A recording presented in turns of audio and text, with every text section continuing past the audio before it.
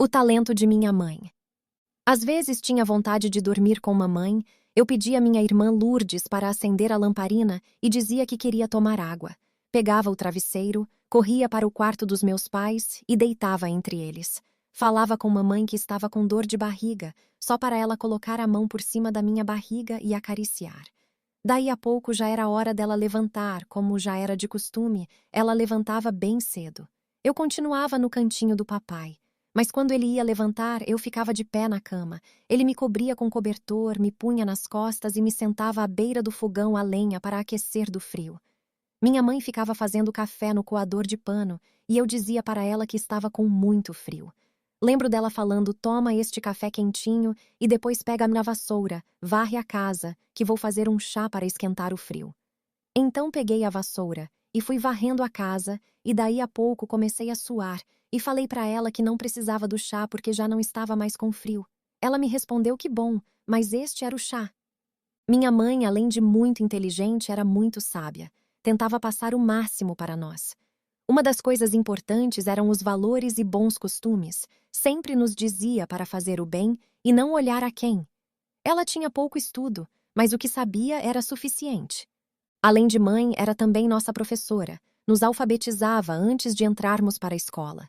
Ela não media esforços, trabalhava o dia todo, a lida na fazenda não era nada fácil. Nos dias chuvosos, ela nos ensinava a costurar, bordar, fazer crivo 18, crochê, fazia flores de papel de seda, bonecas de pano, ensinava a cantar e a rezar. Nossa mãe era uma pessoa encantadora. Todos se admiravam com tanta sabedoria. Era muito humana, caridosa e prestativa. Aprendemos muito com ela e tudo que somos devemos a ela. Crivo. Técnica artesanal de bordado, feita retirando fios do tecido. Lembro dos belos arranjos de flores de papel de pão, colorido com plantas colhidas no quintal como urucum e outras plantas, fazia com variedades de cores, pegava papel de cigarro brilhante, parecido com papel alumínio, cortava as tiras finas, enrolava como canudinho, colava e formava um enorme abajur e colocava pendurado com um gancho no teto do forro da sala. Era uma coisa linda. Ela costurava à noite e fazia roupas para toda a vizinhança. Fazia também lençóis de saco branco, alvejava e colhia uma planta que dava no pasto. Era um ramo que se chamava anil. Ela fervia e colocava os lençóis de molho para tingir, depois torcia e ficava um azul maravilhoso. Depois de seco, nem parecia ser lençol de saco. Na fazenda não se perdia nada, no quintal havia muitos pés de algodão, nós ajudávamos a colher e retirar as sementes. Ela tinha um arco de bambu amarrado com um barbante que usava para bater o algodão, deixando macio. Depois ela passava pelo fuso e fiava 19 uma linha de espessura bem fina, que era usada para chulear as roupas, remendar e dar bainha. Esta linha ela enrolada em novelos. Minha mãe, todo final de ano, como tradição de família, ela se preparava para fazer um lindo presépio e contava com nossa ajuda. Ela era muito criativa e inteligente. Ela pegava vários sacos de linhagem, abria, emendava, passava uma goma de polvilho e semeava uma areia brilhosa que era trazida da serra pelos trabalhadores que tiravam minério, a pedido dela. Essa areia, ela semeava sobre o pano engomado, deixava secar no sol por vários dias. Depois de seco, ela montava o presépio semelhante uma linda serra no canto da sala, fazia uma gruta para o menino Jesus, moldava os bichinhos com argila, fazia umas casinhas de papelão, formando uma rua no centro e colocava a areia branquinha. Dentro da gruta, Nossa Senhora, São José, o menino Jesus e as ovelhas ao lado do celeiro. Enfeitava a serra com conchas de caramujos e musgos, era tão perfeito, tudo no seu devido lugar. Decorava com vasos de samambaia, imagina uma serra com areia brilhosa preta, cheia de musgo, muito verde em volta, parecia uma serra de verdade. Era uma coisa linda. Não sei como minha mãe tinha tanta criatividade, pena que na época não tinha como tirar fotos, nunca mais vi um presépio assim tão belo. E todas as noites reuníamos para rezar o terço e cantávamos os cantos do Natal. Ela gostava muito de fazer umas músicas, era muito lindo. A casa vivia cheia. Os vizinhos iam rezar com a gente no presépio. Meus pais eram muito religiosos e tementes a Deus. Quando chegava o tempo de desmanchar o presépio, ela cuidadosamente guardava as figuras em uma caixa e dobrava os panos com jeitinho para o próximo ano. No ano seguinte, só fazia alguns retoques com areia brilhosa. Era bonito ver o entusiasmo dela, a habilidade que tinha e o amor em fazer tudo com muita perfeição. A lida na fazenda começava sempre de madrugada, por isso as refeições eram servidas mais cedo. O café da manhã às 7 horas, o almoço às 9 horas, o café da tarde ao meio-dia, às 15 horas o jantar e à noite a ceia. Era leite ou gemada, ou mingau de fubá ou aveia. O leite era tirado de manhã e minha mãe já colocava o coalho para fazer o queijo. Daí a pouco já era hora de preparar o almoço. Eu e minha irmã Adélia alternávamos as semanas para cozinhar quando já estávamos maiorzinhas. Para quem levanta cedo, a fome chega cedo, trabalho árduo, vida difícil, mas ninguém reclamava. Era normal.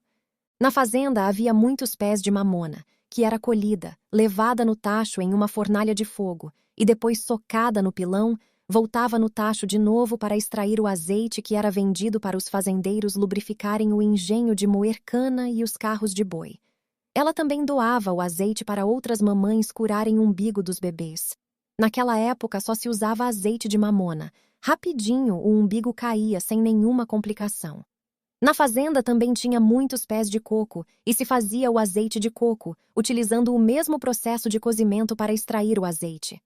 No pomar da fazenda tinha muita laranja e dava dó de ver a fruta se perdendo. Eu e minha sobrinha Lilinha apanhávamos as laranjas, colocávamos em um balaio de alça e íamos para a beira da estrada vender.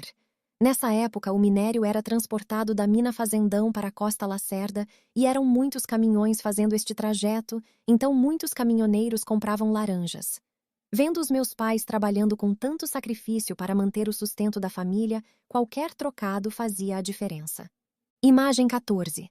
Antônio Prisco Pereira e Ana Felisberta de Oliveira, pais da autora. Arquivo pessoal de Jesuína P. de Souza.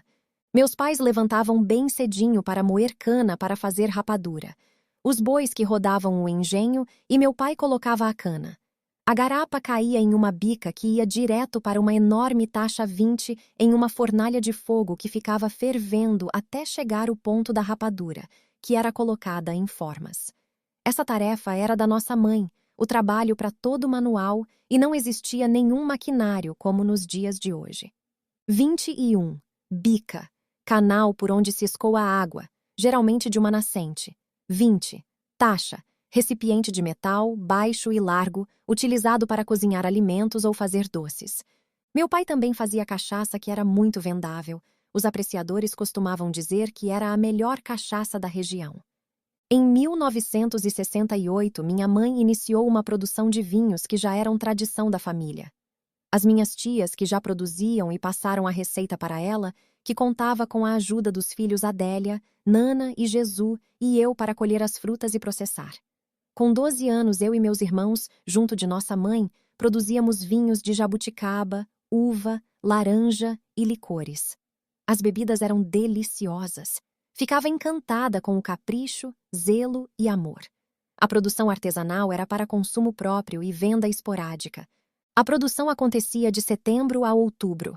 As jabuticabas eram colhidas no pomar da fazenda e lavadas em um tanque na bica 21 em água corrente, selecionadas e limpas. Eram esmagadas em uma bacia com as mãos e, em seguida, colocadas em um balaio de taquara 22 e, por baixo, um giral 23 e um enorme tacho de cobre, onde escorria o caldo. Em seguida, se colocava o açúcar e levava para pequenos tonéis de madeira, onde ocorria o processo de fermentação.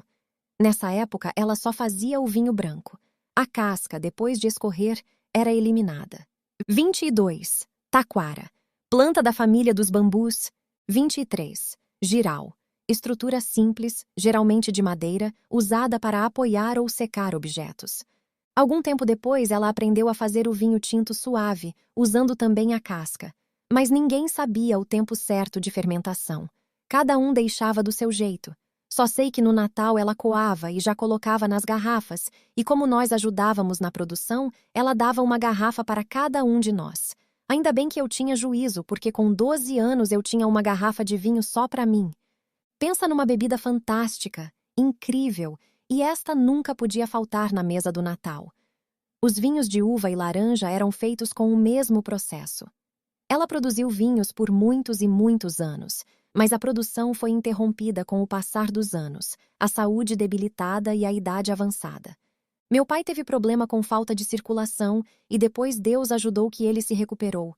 Em 1996, minha mãe sofreu um AVC e ficou bem debilitada, parou de falar, perdeu os movimentos e parou de andar. Foi horrível vê-la naquela situação, rezamos muito para ela voltar à vida normal. Depois de 8 meses fazendo fisioterapia e com cuidados e amor da família, ela voltou a falar e andar graças ao bom Deus. Mas após algum tempo, meu pai começou a ter problemas de arritmia, devido a ter fumado muitos anos de sua vida e muitas vezes ele ficava muito cansado. Em julho de 2001, os filhos se reuniram com ele e, vendo que o telhado da fazenda estava muito ruim e precisava de reforma para trocar as madeiras que estavam podres, fizeram um mutirão entre as famílias. E eu os trouxe para minha casa em Catas Altas, enquanto reformava o telhado. No dia 16 de julho de 2001, na segunda-feira, buscamos meus pais. Ele aparentemente estava muito bem, andando pelo terreiro, e perguntei para ele se queria visitar tia Mariana, irmã dele, que estava na casa de Zinha, sua filha. Ele ficou feliz e disse sim. Na quarta-feira fomos lá. Quando encontrou a irmã dele, foi um encontro muito emocionante. Os dois se abraçaram e choraram, coisa que eu nunca tinha visto. Parecia uma despedida. Ficamos lá por um tempo e viemos embora. Na quinta-feira ele teve um desmaio e caiu. Levei ao médico, foi medicado e voltou para casa. Na sexta, outra vez desmaiou e foi ao médico. Percebi que estava mais caladinho e um pouco triste. Comentei com minha irmã Lourdes, que mora em Santa Bárbara, e ela veio no domingo. Ele estava bem, não reclamou de nada, só estava mais calado. Minha sogra Dona Conceição e minha cunhada Zezé estavam na área de serviço conversando, e ele junto com a gente, daí ele pediu licença para minha sogra, porque queria deitar. Lourdes, minha irmã, foi arrumar a cama para ele. Eu dei a ele o braço e perguntei se ele queria um mingau, coloquei-o na cama e voltei à cozinha para buscar o mingau. Quando cheguei no quarto, minha sogra e minha cunhada se despediram dele e ele respondeu adeuzinho Conceição. Ela saiu por um instante e eu fui oferecer uma colher de mingau. Ele aceitou. Em seguida, respirou fundo, estufou o peito e silenciosamente partiu. Foi tudo muito rápido e inesperado. Chamamos minha sogra, que ainda estava no portão da varanda, e ela voltou para nos amparar e ajudar mamãe, que estava tentando entender o que estava acontecendo. Foi um momento difícil, de profunda dor. Nunca imaginei viver algo assim dentro da minha casa. Doeu muito. No dia 22 de julho de 2001, depois de apenas 6 dias comigo, ele se foi deixando lembranças que permanecem até hoje. É muito triste a gente perder uma pessoa que a gente ama. Mãe não tinha condições de voltar para a fazenda e ficou morando aqui conosco. Ela era um amor, tudo estava bom, sempre com a carinha boa. Nós levávamos ela à igreja, mas para sair da igreja era difícil, pois todos queriam abraçá-la. Até o padre Marcelo, depois da missa, chegava até ela. Era querida por todos. Não tinha ninguém que não gostasse dela, e isso nos enchia de orgulho, ver nossa mãezinha tão idosa e tão amada. Mas este tempo que Deus permitiu a ela morar conosco tinha validade e durou muito pouco. Quando foi no dia 22 de dezembro de 2001, o padre Marcelo fez uma visita para ela à tarde. Minha irmã Naná estava aqui lavando roupa, pois sempre ela vinha ver mamãe e acabava me auxiliando. O padre estava no quarto com ela e ela estava bem, sem queixa alguma. Ela estava falando para o padre que já tinha vivido bastante e que já era hora dela descansar, que nós estávamos cuidando dela muito bem, com carinho, mas ela não queria ficar amolando. Meu coração cortou de ver ela falando isso, então eu falei: "Ó, mamãe, nós cuidamos da senhora com muito prazer, a senhora não está amolando, afinal quanto sofreu para criar todos nós?" Ela olhou e deu um sorriso triste. O padre se despediu e foi embora, e Naná também. Meu marido chegou do serviço, foi tomar banho e ouvi uns gritos dela nos chamar no quarto. Ela estava com forte dor no abdômen. Eu e minha filha Elaine juntamos ela nos braços, descemos as escadas e nem esperamos Milton sair do banho. Minha vizinha nos ajudou a colocar ela no carro e fomos para o hospital.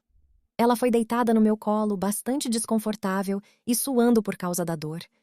Quando chegamos no hospital, foram feitos os procedimentos e, com o esforço dos médicos, reanimaram e ela voltou. Mamãe pediu o terço para rezar. Pouco depois, o médico me chamou e, com muita delicadeza, explicou que a situação era muito grave e que eu deveria avisar a família. Chamei os irmãos e passei a noite com ela mais assustada, sempre esperando o pior. Perguntei para ela: Mãezinha, a senhora me pediu o terço para rezar para quem? Ela: Para Milton e as meninas. E eu, mãe? Ela: Você não, você está aqui. Depois Milton chegou. Ela ficou toda alegrinha. Ela gostava muito do meu marido. Era recíproco. Ele também fazia tudo por ela.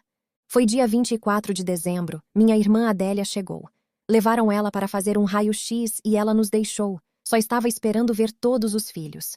Foi sepultada no dia 25, Natal, data triste para todos nós. Perdemos nosso irmão Totó nesta mesma data, 22 anos depois. Perdemos nossa joia preciosa. Nós não tínhamos superado a perda do nosso pai, e daí a 5 meses apenas passamos por tudo novamente.